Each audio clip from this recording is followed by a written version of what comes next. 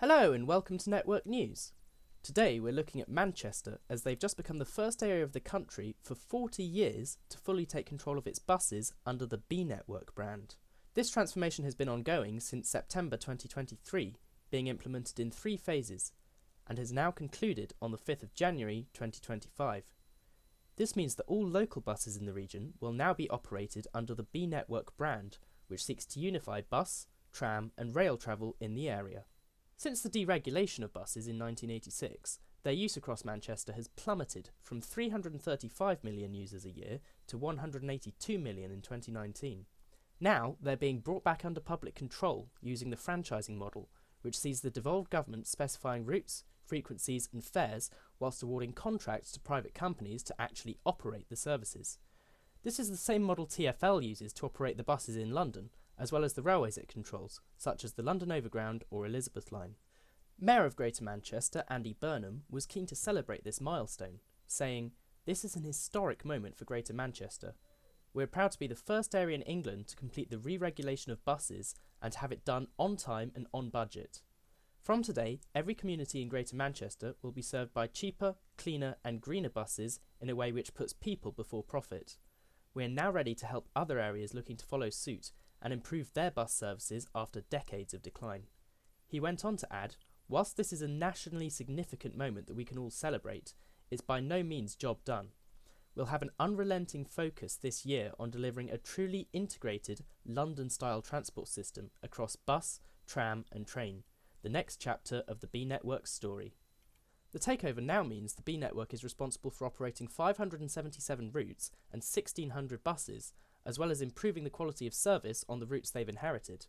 So far they seem to be doing well, as services in Tranche 1 have increased in reliability from 69% pre-franchising to over 80% today, with reliability on services in Tranche 2 having also increased. 75 routes have been altered to provide better integration and more frequent services that operate earlier in the morning and later at night, as well as the introduction of night buses on certain routes. The buses themselves are also seeing an increase in quality.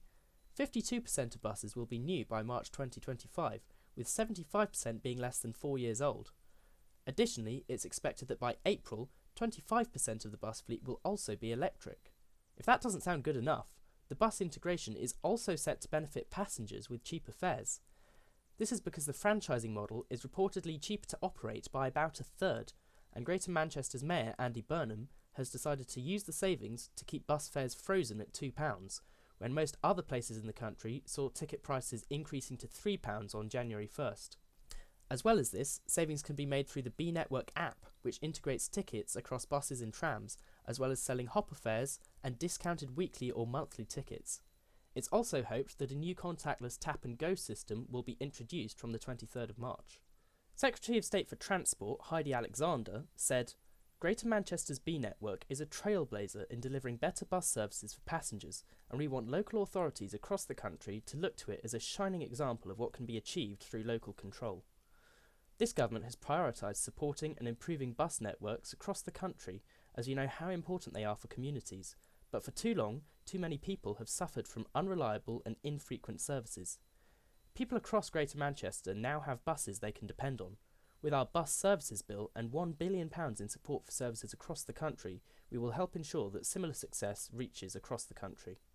Now with the bus services brought under the B Network, Andy Burnham will be turning his attention to trains, with 8 key lines hoped to be brought under the B Network brand by 2028, including services to Wigan, Southport, Stalybridge, Glossop, Hadfield, Rosehill Marple, Buxton, Alderley Edge, Rochdale and Manchester Airport. Additionally, there's also plans for new stations in Golborne and Cheadle.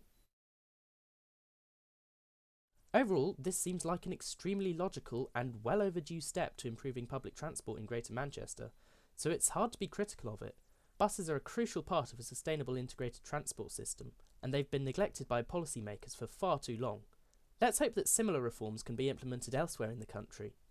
The future addition of rail services to the B Network is also going to be an important next step in creating a truly integrated transport system for Manchester, although I do have concerns that the scope to increase train frequencies will be limited, especially as the cancellation of HS2 and uncertain future of Northern Powerhouse Rail means that capacity through Manchester's central core is very limited and may not be able to be increased without sacrificing paths currently used by freight trains, which is obviously not desirable. It seems therefore that some tricky decisions will have to be made in the future, but for now, as far as I'm concerned, this is a win to be celebrated. But what are your thoughts on the B network takeover? Not being from Manchester myself, I can't say I have a personal experience with it, so I'm keen to hear from those of you who have. Have you noticed any improvements, or do you think the scheme hasn't been worthwhile? Let me know your thoughts in the comments. Subscribe to Network News for more updates like this, and until next time, thanks for watching.